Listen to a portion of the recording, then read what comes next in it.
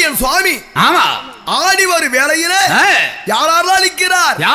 இந்திரரும் சந்திரரும் வந்து அங்கே தான் பணிய. இந்திரரும் சந்திரரும் வந்து அங்கே தான் பணிய. இந்திரரும் சந்திரரும் வந்து அங்கே தான் பணிய.